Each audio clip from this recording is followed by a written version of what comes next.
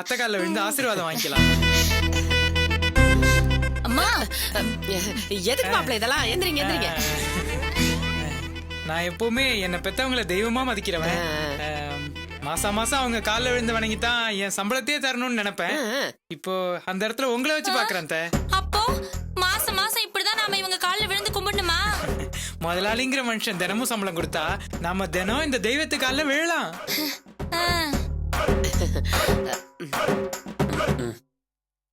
அத்தை, எனக்கு எந்த கெட்ட பழக்கமும் இல்ல.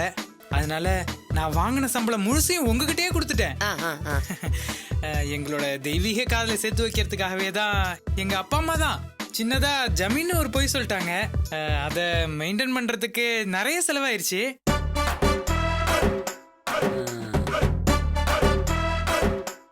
இல்ல, எங்க கம்மாக்கர நிலத்தை மீக்கிறதுக்காக மாசம் மாசம் கொஞ்சம் பணம் தரேன்னு சொல்லியிருக்கேன். அதை மட்டும் கொஞ்சம் கொடுத்துட்டீங்கன்னா. பரவாயில்ல பரவாயில்ல மாப்பிள்ள. இந்தாங்க இந்தாங்க, பத்திரம் பத்திரம். அப்புறம் கல்யாணம் பண்ணதுக்கு கொஞ்சம் கடன் வாங்கணும்ல, அதை நாம தானே திருப்பி கட்டணும். அதுக்கும் கொஞ்சம். அப்புறம் அதோட என்னோட தெய்வங்களுக்கு பணம் அனுப்பலனா அவங்க பட்டினி கிடந்து செத்துருவாங்கல்ல, அதுக்கும் சேர்த்து அப்படியே கொஞ்சோண்டு கொடுத்தீங்கன்னா தேவல. சரிங்க மாப்பிள்ள.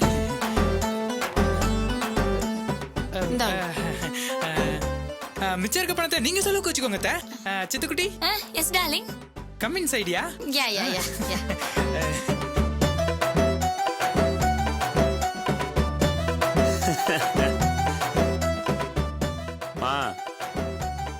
கைய மடக்குமா.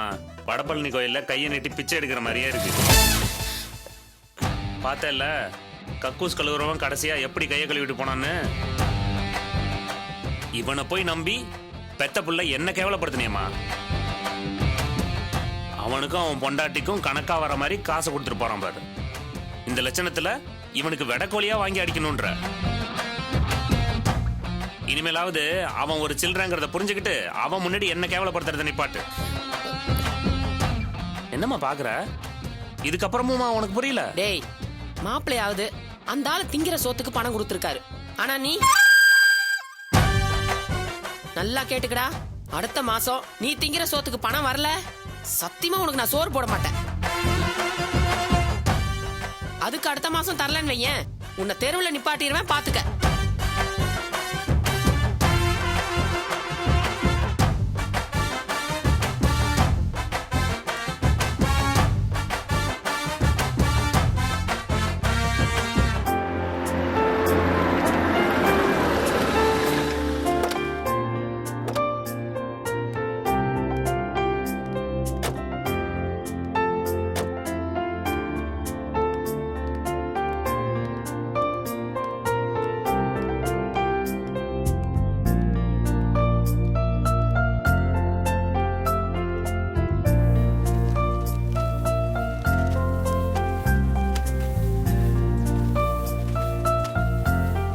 வணக்கம்மா.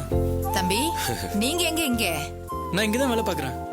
நீங்க உங்க சித்தப்பா கூட இல்லையா? இல்லம்மா, நான் டிப்ளமா முடிச்சிருக்கேன். அதான் அது சம்பந்தமா இங்க வேலை பாக்குறேன். ரொம்ப சந்தோஷம் தம்பி. வீட்ல எல்லாரும் எப்படி இருக்காங்க? நல்லா இருக்காங்க. வீட்ல அம்மாவை நான் கேட்டதா சொல்லுங்க. கண்டிப்பா சொல்றேன். ஆமா, உங்க வீடு எங்க இருக்கு? இங்க போரூர்ல தான். போரூர்ல தானா? போற வழியில தான் இருக்கு. வெற்றி, தம்பிக்கிட்ட அட்ரஸ் வாங்கிக்க. போகும்போது பாத்துட்டு போலாம். சரி. இதுல அட்ரஸ் எழுதிருப்பா.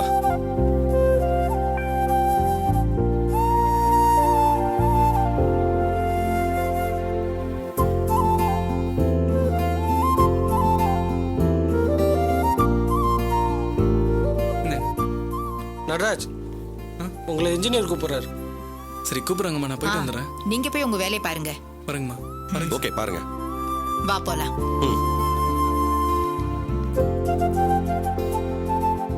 வாங்க. வணக்கம். நீங்க பேசியிருந்த பையன் உங்களுக்கு தெரியுமா? ஒரு வகையில தூரத்து சொந்தம், இப்ப நெருங்கின சொந்தமாக போறாங்க. இந்த பையனோட சித்தப்பா பையனுக்கு தான் என் பொண்ணை கொடுக்கறதா இருக்கேன். மேடம், பையன் ரொம்ப ஷார்ப்பான பையன். கொஞ்ச நாளைக்கு முன்னாடி இங்க ஒரு மெஷின் ஃபால்ட் ஆயிடுச்சு. ஃபாரின்ல இருந்தா இன்ஜினியர்ஸ் வரணும்னு சொல்லிட்டாங்க. அந்த பையன் தனியா போராடி சரி பண்ணிட்டான் தெரியுங்களா? போய் சொல்றேன்னு பாக்குறீங்களா? உங்க சொந்தக்கார பையன் தானே, அவனையே கேட்டு பாருங்க. இன்னொரு விஷயம் சொல்லட்டுமா? என் கம்பெனிக்கு ஃபாரின்ல இருந்து ட்ரைனிங் வர சொல்லி ஒரு ஆஃபர் வந்திருக்கு. அதுக்கு நான் நடராஜை தான் செலக்ட் பண்ணி வச்சிருக்கேன். நல்ல திறமசாலிங்களை ட்ரெயின் அப் பண்ணாதானே நம்ம கம்பெனி டெவலப் பண்ண முடியும். அவனே சொந்தமா ஒரு கம்பெனி ஆரம்பிக்க போறான் சார். அப்புறம் எதுக்கு சார் அவனை ஃபாரின்ல அனுப்புறீங்க? அது என்னமோ தெரியல சார், திறமசாலிங்களை கொண்டாடணும்னு எனக்கு தோணுது. நீ ட்ரைனிங் போயிட்டு வந்து புதுசா கம்பெனி ஆரம்பிச்சுக்க, முடிஞ்சா என் கம்பெனில கன்சல்டன்ட் ஆயிருன்னு சொல்லிருக்க அவங்கிட்ட. நீங்க பண்ற விஷயமெல்லாம் ரொம்ப ஆச்சரியமா இருக்கு. அதே மாதிரி அந்த பையனை எங்க சொந்தக்கார பையன்னு சொல்லிக்கிறதுக்கு ரொம்ப பெருமையா இருக்கு. மேடம், நீங்க பெருமைப்படுற அளவுக்கு அவன் உண்மையாவே தகுதியான பையன்தான். நான் பொண்ணு கொடுக்கற குடும்பத்துல இந்த மாதிரி ஒரு நல்ல பையன் இருக்கிறதே எனக்கு ரொம்ப பெருமையா தான் இருக்கு. உங்களை பார்க்க வந்ததுனால தான் இதெல்லாம் தெரிஞ்சது. மேடம், அந்த அக்ரிமெண்ட் விஷயமா? உங்க மேனேஜர் நேத்து எனக்கு ஃபோன் பண்ணாரு. அக்ரிமெண்ட் ரெடியா இருக்குன்னு சொன்னாரு. வாங்க மேடம், சைன் பண்ணிடலாம். வாங்க பாப்பா. பெரியமா.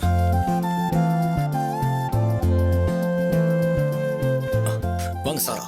அக்ரிமெண்ட் ரெடியா இருக்கு. எல்லாம் ரெடியா இருக்கு சார். எடுங்க.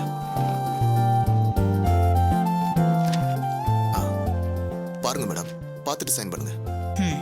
வெற்றி, இத ஆ, பாரு. கொடுங்க.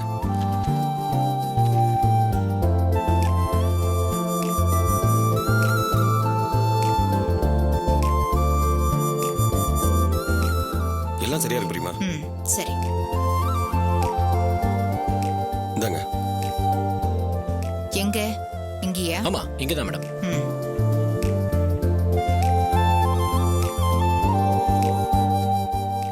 இங்க ஒண்ணு.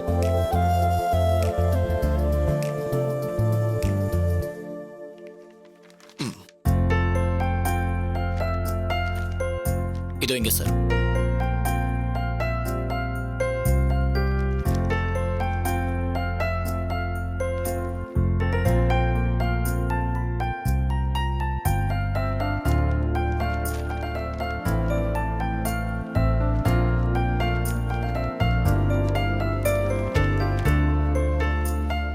வரோம். ஏதாவது சாப்பிட்டு போலாமே? இல்ல, இன்னொரு நாளைக்கு பார்க்கலாம். ஓகே, வா போலாம் வெற்றி. பெரியமா. வரேன் சார். பாய்.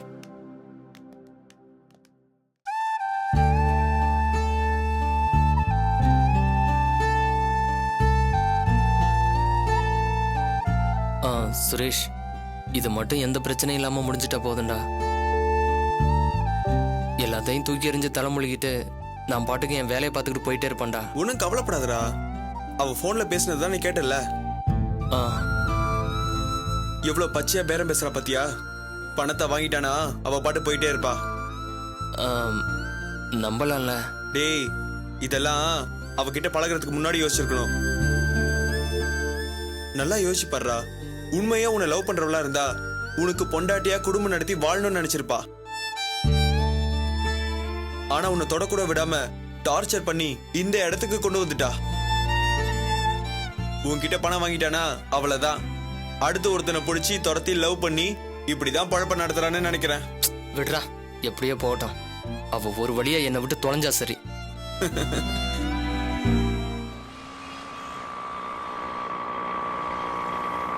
அண்ணா இங்கதான் நிறுத்துங்க.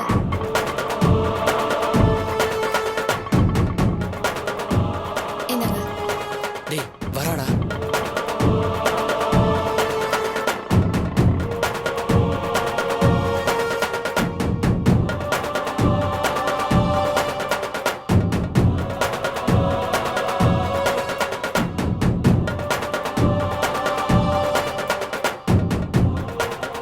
சரி, நீங்க இரு, நான் போயிட்டு வந்துடுறேன். அப்புறம் அவ ஏதாவது கடைசி நேரத்துல போன் பண்ணி சென்டிமெண்டா பேசினா உருகி தொலைச்சிடாத. மேற்கொண்டு பணம் அழுகுற மாதிரி ஆயிடும். அவன் மேல எனக்கு எந்த சென்டிமெண்ட்டும் இல்லடா. அப்ப அவ போன் பண்ண எடுக்காத என்ன? சரி, நான் போயிட்டு வந்துடுறேன்.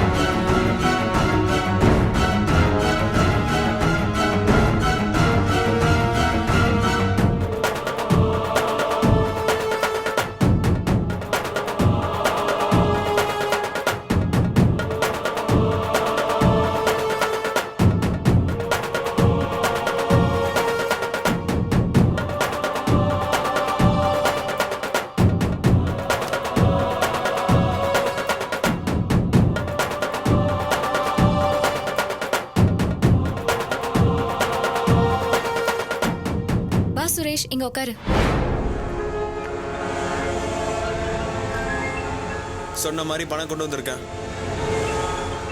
பணம் கொடுத்த உடனே எல்லாம் முடிஞ்சு போயிடுச்சுன்னா பரஸ்பரம் ஒருத்தர் நம்பணும். இனிமே சஞ்சயால உனக்கு எந்த பிரச்சனையும் வராது. உன்னை பத்தி அவன் நினைச்சு கூட பார்க்க மாட்டான். நீயும் அதே மாதிரி நடந்துக்கணும். இந்தா இதுல ஒரு கையெழுத்து போடு. ஒருத்தர் பரஸ்பரம் நம்பணுங்கிறப்போ அப்புறம் இதே எதுக்கு? ஓகே, நான் உங்களை நம்புறேன், நீங்க தான் என்ன நம்புறது இல்ல. அப்படி இல்ல, எல்லாம் ஒரு சேஃப்டிக்கு தான். ஓ, உங்க சைடு எல்லா விதத்திலயும் பக்கா சேஃப்டியா இருக்கீங்க இல்ல? ஏன் உனக்கு மட்டும் பணம் வருதுல? ஓ ஆமால. சரி கொடுங்க, கையெழுத்து போடுறேன்.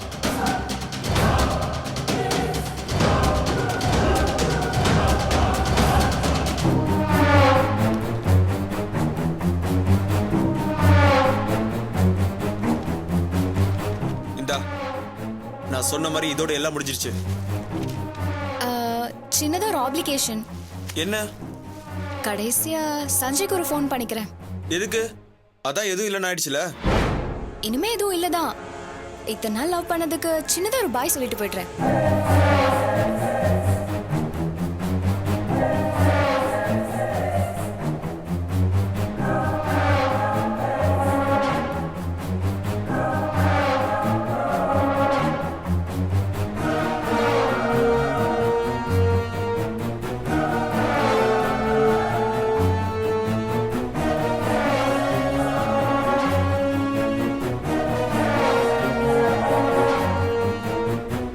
ஓகே சுரேஷ், ரொம்ப தேங்க்ஸ். நான் வரேன். ஒரு நிமிஷம், அந்த தாலியை கழட்டி கொடுத்துட்டு போ.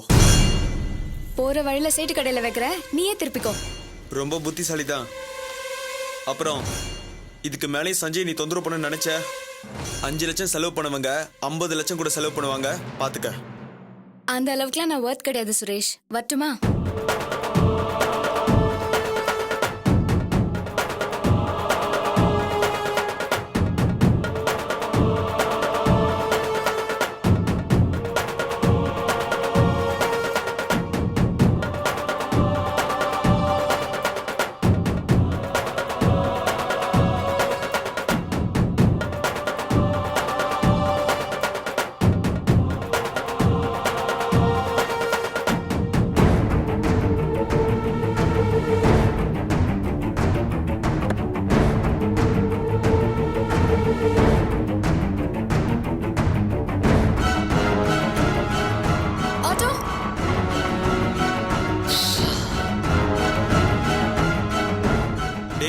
பயங்கரமான ஆள்டாவ.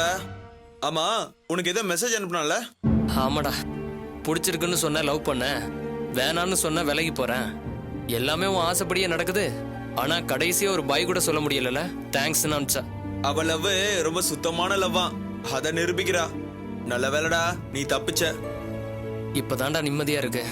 நான் பாட்டுக்கு நம்ம ஸ்டேட்டஸ்க்கு ஏத்த மாதிரி திவ்யாவை கட்டிக்கிறதாண்டா கரெக்ட். இப்போதானே உனக்கு தெளிஞ்சிருக்கு. சரி வா, கார்ல ஏறு.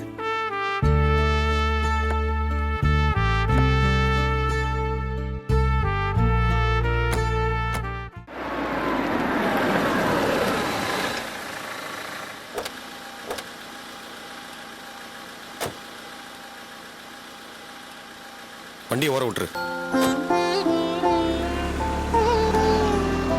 இங்கதான் வாங்க பெரியமா, இந்த வீடு தான்.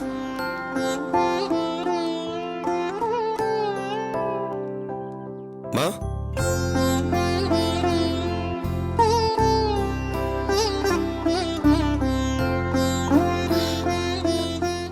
நான் சந்திரா. உங்க கொழுந்தனார் பையனுக்கு தான் என் பொண்ணை பேசியிருக்கேன். வாங்க உள்ள வாங்க. வாங்க வாங்கம்மா.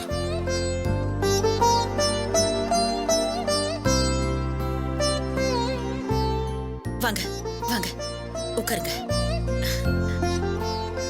இது என் கொழுந்தனார் பையன் வெற்றி. வணக்கம்மா. ஏன் நிக்கிறீங்க? உட்காருங்க. இல்ல பரவாயில்ல, இருக்கட்டும். உங்களை பத்தி என் வீட்டுக்காரர் நிறைய சொல்லிருக்காரு. கதிர் தம்பி பத்தி கூட என் வீட்டுக்கார் நிறைய சொல்லியிருக்காரு. அதான் உங்களை பார்த்துட்டு போலான்னு வந்தேன். இப்ப என் பொண்ணுக்கு மாப்பிள்ளை பார்த்துட்டு இருந்தப்ப கூட கதிரோட தம்பி பையன் தான் மாப்பிள்ளைன்னு சொன்னதுமே உடனே நான் சரி பார்க்கலான்னு சொல்லிட்டேன். அதுவும் நான் நினைச்ச மாதிரியே நல்லபடியா ஜாதகம் எல்லாம் பொருந்தி வந்திருக்கு. என் மாமியார் எல்லா விவரமும் சொன்னாங்க. ரொம்ப சந்தோஷம். சஞ்சீவ் ரொம்ப தங்கமான பையன். உங்கள மாதிரி ஒரு பெரிய குடும்பத்து சம்பந்தம் கிடைக்க அவன் ரொம்ப கொடுத்து வச்சிருக்கணும். அதே மாதிரி அவனும் உங்க குடும்பத்துக்கு ஏத்த பையன். ஏன் உங்க பையன் மட்டும் என்ன இந்த சின்ன வயசுலயே எப்படி ஒரு நல்ல பேர் எடுத்திருக்காரு? உங்க பையன் வேலை செய்யற பிரஸ்காரங்களுக்கு நாங்க தான் எங்க குடோனை வாடகைக்கு விட்டுருக்கோம். ரொம்ப நாளா அந்த எம்டிய தெரியும். அவர் எதையுமே கூட்டி குறைச்சு சொல்ல மாட்டாரு. ரொம்ப கரெக்டான ஆளு. அவரே உங்க பையனை பத்தி அப்படி பாராட்டுறாரு. இந்த காலத்துல இப்படி ஒரு பேர் எடுக்கிறதுன்னு சாதாரண விஷயமா? கதிர் தம்பியோட புள்ள இல்ல, அப்படிதான் இருப்பாரு. அப்புறம் நீங்க என்ன பண்ணிட்டு இருக்கீங்க? நான் வீட்டு வேலை தாங்க பாத்துட்டு இருக்கேன். இங்க ரொம்ப வருஷமா 4-5 வீட்டுல வேலை பார்த்துட்டு இருந்தேன். இப்போ மேச்சரமா வீடுன்னு ஒரே ஒருத்தவங்க வீட்டுக்கு மட்டும் போயிட்டு இருக்கேன். என் பிள்ளைங்க எல்லாரும் ஒண்ணு சேர்ந்து போக வேணாம்னு சொல்லி அடம் பிடிக்கிறாங்க. பொண்ணு பார்க்க வந்திருந்தப்ப உங்க பையன் மட்டும்தான் வந்திருந்தாரு. உங்களுக்கு எத்தனை பிள்ளைங்க? மூத்தவ மதின்னு கல்யாணம் ஆயிடுச்சு. இப்ப முழுகாம இருக்கா. சொந்தமா பியூட்டி பார்லர் வைக்கலான்னு சொல்லிட்டு இருக்கா. 2வது பையன் அவனுதான் உங்களுக்கு தெரியுமே. ஆமாமா. 3வது பொண்ணு சூர்யா. இந்த கேக் எல்லாம் செய்வாங்களே அத கத்துட்டு இருக்கா. ரொம்ப சந்தோஷம்மா. எனக்கு 2 பொண்ணுங்க. பெரியவ லவ் மேரேஜ் பண்ணிட்டு போனதுனால பேச்சுவார்த்தை இல்ல. 2வது பொண்ணதான் உங்க குழந்தை மகனுக்கு பேசியிருக்கோம். நாமெல்லாம் சொந்தக்காரங்களாயிட்டோம். அதான் தம்பிய கம்பெனில பார்த்ததுமே அப்படியே உங்களையும் பார்த்துட்டு போலான்னு வந்தேன். கொஞ்சம் இருங்க, காப்பி போட்டு. பரவாயில்ல, இன்னொரு நாள் வந்து சாப்பாடே சாப்பிடுறேன். என்ன நம்பிக்கை இல்லையா? சொந்த பந்தம்லாம் வேணும்னு நினைச்சதுனாலதான் உங்களை தேடி வந்தேன்.